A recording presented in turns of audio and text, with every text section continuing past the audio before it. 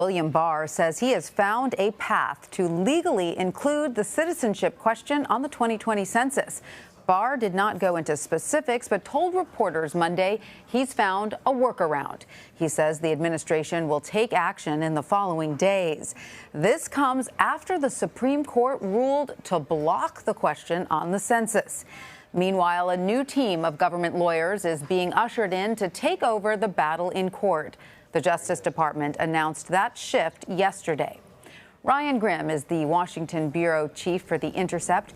He's also the author of the new book, We've Got People. Ryan, thank you so much for being with us. Yeah. So Barr told the Associated Press there's an opportunity to, quote, cure the lack of clarity that posed a problem for the Supreme Court. Now, when you consider that statement and the change in the legal team, what does that signal to you about how aggressive Barr will be in trying to fight for adding that citizenship question? I mean, it signals that they're flirting with just ignoring the Supreme Court. You know, in between Roberts and the four liberals ruling that it couldn't be part of the census, the president came out and said the specific reason that we want it on there is for the counting of congressional districts.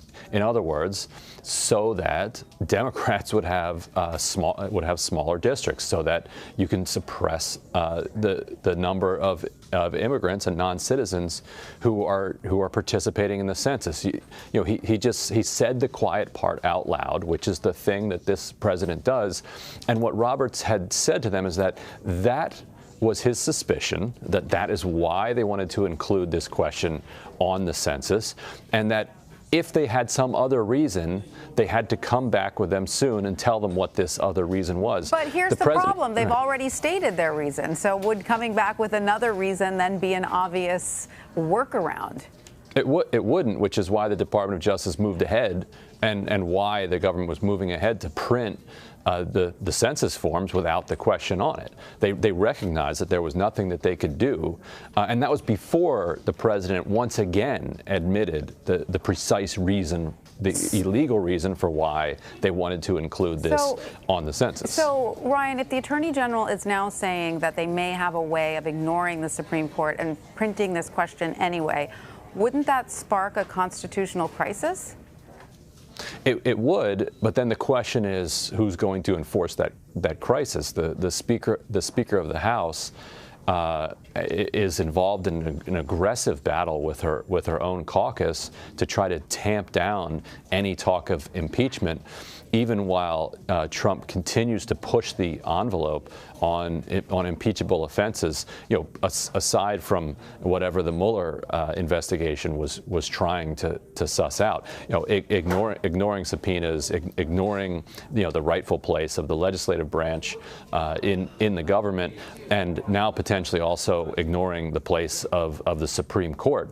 But Speaker Pelosi appears quite committed to her position that she has no intention of impeaching Trump, and so maybe the Trump administration is seeing that and sees it as a green light, because then there are no rules that constrain a president if there are no consequences. Well, so the president has suggested using an executive order to get this question printed, but can an executive order legally override the Supreme Court?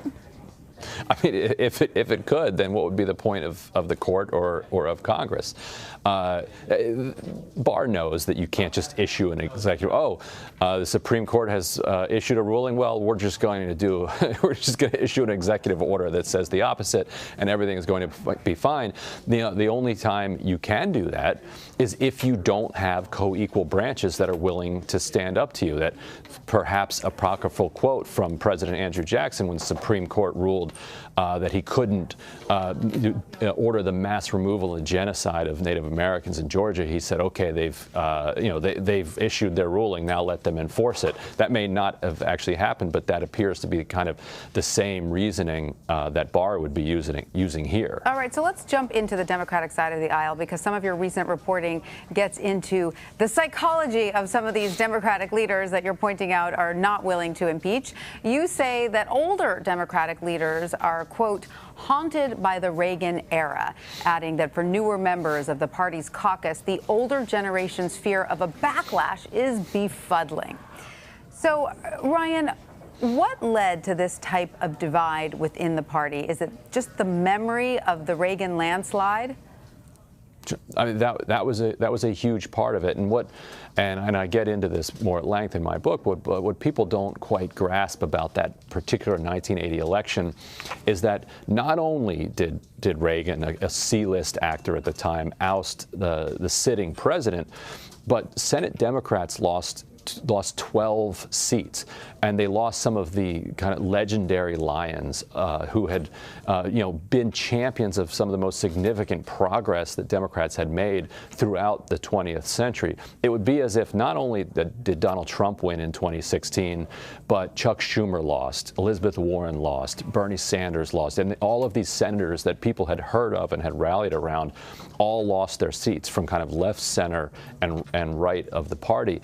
And so it really felt to people at that time that the world that they had come to understand as this kind of post-New Deal, post-World War II democratic world didn't exist anymore. And now it's this conservative country, it's a center-right country, and that if Democrats don't trim their sails, that they're going to get thrown out as harebrained liberals. But as you point out, now there's a whole new wave of young Democrats, of young liberals who have no memory of this, and they find the whole thing, just like you said, befuddling.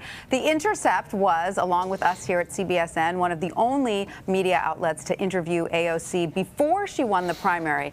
And I'm wondering if you think that upset, because it was so major, was that upset the turning point that really gave this younger generation of Democrats the opening they were looking for? Well, I think it was, because not only did it bring Ocasio-Cortez into the House of Representatives and she continued to rise until becoming the kind of global political star that she is, but it took Joe Crowley, who was everybody thought was going to be the next Speaker of the House, out of leadership. So the other three members of the so-called squad all replaced men as well, but they replaced progressive men. This was a real kind of insurgent versus leadership fight, and she hasn't backed down, and neither have the rest of them since then. Interestingly, it often seems to be that it's the Speaker who initiates these back and forths, but this time Ocasio-Cortez has really risen to it and has been pushing back pretty forcefully on Twitter. So how do you then see this divide that you've highlighted? How do you see it impacting the 2020 primary field and beyond? Are the older Democrats right to be wary of going too far to the left? Is that a wise strategy? Or is this energy on the new, younger left really what's needed to push the party back into prominence? And so the fear that a lot of these Democrats like Joe Biden have about coming off as not moderate enough is also, and not coincidentally, quite lucrative. So it may have evolved first as a fear of a genuine fear of a backlash, but then as it became a party strategy to kind of lean into Wall Street money, to lean into corporate money, to say that, okay, we're going to be moderate anyway, well, we might as well take all of this corporate money. At this point, it becomes kind of a self-justifying thing.